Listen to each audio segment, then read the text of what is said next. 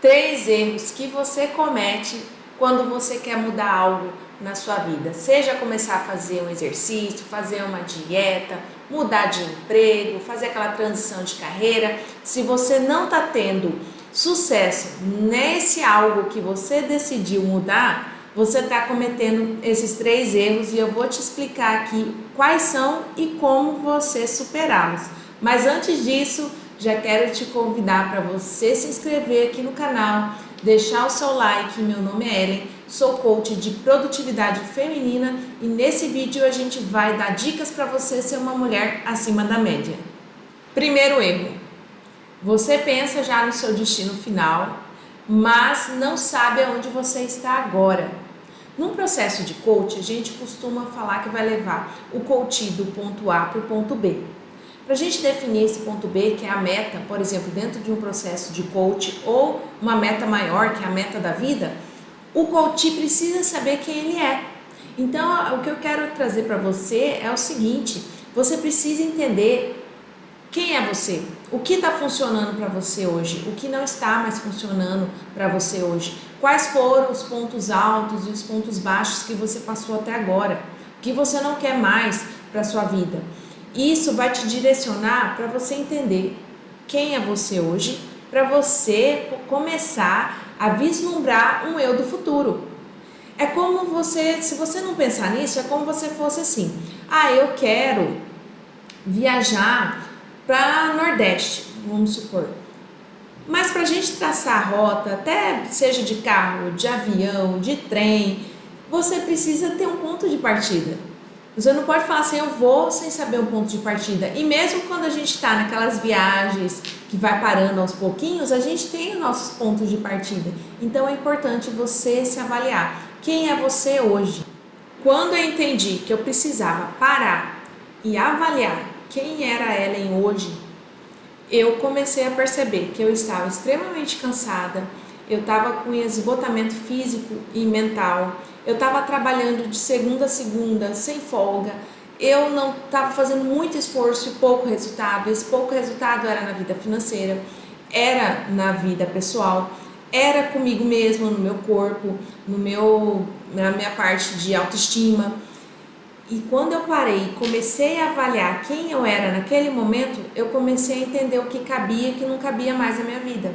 E foi a partir desse momento que eu decidi trilhar os caminhos que eu tenho feito e ter definido as metas a médio e a longo prazo, e aí sim ir construindo a vida que eu gostaria de ter. E é isso que eu quero convidar você a fazer.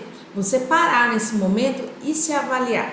O que você construiu até hoje, que está ok, que você precisa também valorizar tudo que você teve de sucesso e o que você quer mudar. Por quê? Porque aí você vai conseguir ter uma clareza e definir uma rota correta rumo ao seu objetivo. Segundo, você está se fazendo as perguntas erradas.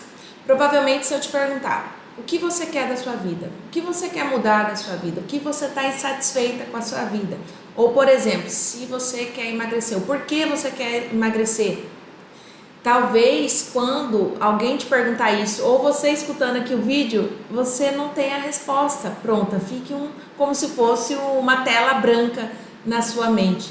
E isso é muito comum, porque nós vivemos quase 100% hoje em dia no piloto automático, fazendo as coisas de forma mecânica. E por outro lado, nós também não somos estimuladas a fazer construções de pensamento a longo prazo, há 2, 3 anos, daqui 4 anos, daqui 5 anos. Isso não é incentivado nem na escola, nem no nosso trabalho, nem na nossa família. Então é algo que a gente não tem costume de fazer, e por isso que quando alguém pergunta, pode ser que seja até assustador não ter essa resposta tão facilmente. E eu me incluo nesse tipo de pensamento também. Quando me perguntavam, Ellen, o que você quer para a sua vida?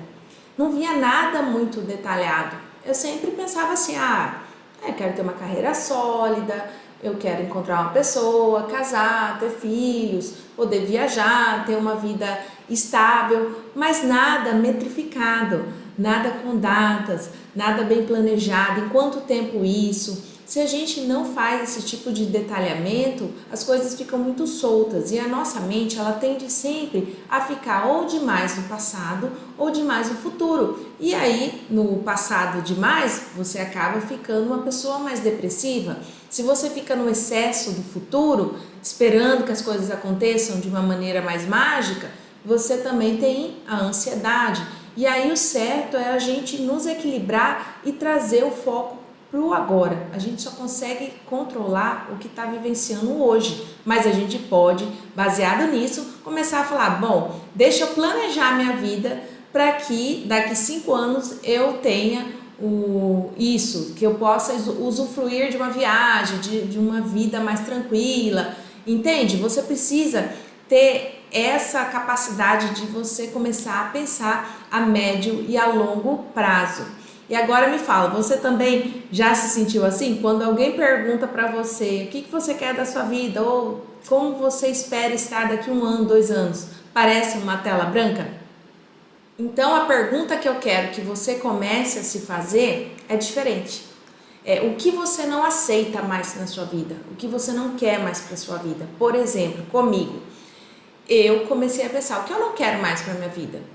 Eu não quero trabalhar mais de segunda a segunda, eu não quero ter que ficar contando o dinheiro no final do mês, eu não quero mais sentir vergonha do meu corpo, não quero mais ficar escondendo a minha barriga porque eu me achava gorda, eu não quero mais me sentir incompetente porque tinha uma formação como nutricionista e não conseguia ter o corpo que eu queria, entende? Fica mais claro, você começar a identificar o que você não quer, te dá clareza para você entender o que não cabe mais para a sua vida. Muitas vezes, quando a gente está num pensamento positivo, o que eu quero para o lado bom da sua vida? Se a sua situação de vida hoje não está legal, você está insatisfeita, é muito difícil você pensar os lados positivos. Então eu quero te dar uma nova perspectiva. Pega esses sentimentos negativos, o que você não quer mais para sua vida, você vai listar tudo isso. Eu não aceito mais isso e vai colocando. Depois, o que você vai fazer? Baseado nessa lista do que você não cabe mais, do que você não quer mais para sua vida, você vai transformar isso em afirmações positivas. Ou seja, eu não quero mais trabalhar de segunda a segunda. Então, a afirmação positiva, eu vou me organizar para trabalhar de segunda a sexta. Eu não quero mais trabalhar 10 horas por dia, eu vou me organizar para trabalhar 8 horas por dia, 6 horas por dia. Entende? Se você está num pensamento muito negativo, do como a sua vida não está legal, você pensar em coisas positivas, o que eu quero para minha vida, talvez seja muito difícil. Então eu quero agora te dar essa perspectiva. Pega o que você não quer mais, o que você realmente quer dar aquele murro na mesa e falar assim, eu não aceito mais isso para minha vida. Você vai ver que vai ficar bem mais fácil você definir as suas metas baseadas no que você não quer mais, porque isso eu tenho certeza que você tem clareza do que você não aceita mais. O terceiro erro bem comum, você tratar as mudanças na sua vida como se fosse sempre uma emergência. O que são emergência? São coisas que acontecem na nossa vida e a gente precisa agir de uma maneira rápida. Ou seja, sofreu um acidente, quebrou o celular, o filho se machucou, são coisas que você não tem controle, aconteceu, você precisa agir. Mas a maioria das pessoas vive uma vida à base de emergência. Sempre estão atrasadas, sempre estão pelo último minuto, por exemplo, em relação ao peso. Vive uma vida insatisfeita, mas só vai decidir emagrecer quando já está com uma doença instalada. Ou não se preocupa em melhorar o seu trabalho e aí só vai conseguir pensar em fazer uma nova capacitação, uma especialização, mudar de trabalho ou ir fazer o que realmente gosta quando é demitido, quando acontece, por exemplo, igual aconteceu a pandemia. Entende? Você viver numa vida de emergência parece que você não tem controle sobre as coisas da sua vida. E na verdade o que eu quero te propor aqui é você pensar de uma maneira diferente. Você pensar nas mudanças que você quer fazer na sua vida de modo calculado e estruturado. Emergências sempre vão acontecer. Como eu disse, são coisas da vida, Mas a gente não pode levar toda a nossa vida à base da emergência. Ah, só vou me mover se acontecer isso. E aí ficar uma vida de repente de reclamação, de insatisfação, porque só vai procrastinando até onde a corda estoura, que é uma demissão, que é uma doença, que é um divórcio, que é um relacionamento rompido, entre outras coisas que pode acontecer na sua vida, que você poderia ter se poupado de todo esse estresse. Se os únicos desafios que você enfrenta na sua vida são esses que aparecem de urgência que a vida lança de modo assim emergencial, você fica apagando fogo o tempo todo, eu quero te falar que você não está vivendo de uma maneira consciente. Você não está vivendo, você está sobrevivendo e reagindo às circunstâncias da vida. E você pode muito mais do que isso. Você pode sim começar a planejar a sua vida e realmente começar a trilhar uma vida mais plena, uma vida mais assertiva, uma vida que você olhe para trás e goste do que você está construindo. E se você se identificou que está vivendo nesse piloto automático de apagar incêndio na sua vida, que parece que você não tem controle do que acontece, ou por outro lado parece que nada acontece na sua vida, que pode ser os dois extremos, ou você fica apagando demais incêndio ou nada acontece. Se isso está realmente na sua vida, você se identificou, vou te dar uma dica extra para você sair desse piloto automático, mas antes, se você está gostando desse vídeo, se você chegou até aqui, já deixa o seu like aqui. Como sair desse piloto automático então? Eu quero que você comece a executar o que a gente chama de estado de presença. Mas não é ficar o tempo todo nesse estado de presença, que às vezes é muito difícil para quem nunca praticou. O que eu quero é que você comece a identificar qual é o momento decisivo no seu dia que te leva a ter hábitos melhores ou hábitos do piloto automático. Por exemplo, de manhã cedo, quando você acorda, o que você faz? Se você já levanta, vai fazer o seu café da manhã, vai se organizar para trabalhar, ou você fica no celular mais uns 5 minutos, 6 minutos na cama. Talvez esse seja o seu momento decisivo, porque se você já levanta, já mostra que você é uma pessoa ativa, você está dando comandos para o seu cérebro seguir esse fluxo ao longo do dia. Agora, se você já começa se procrastinando, não arruma nem a cama, já sai atrasado, parece que está brigando com o relógio, é um momento que você já mostra para o seu cérebro que o seu dia vai ser assim ao longo de toda a semana. Entende que são pequenas decisões que você tem controle durante o seu dia, você só precisa começar a pensar nisso.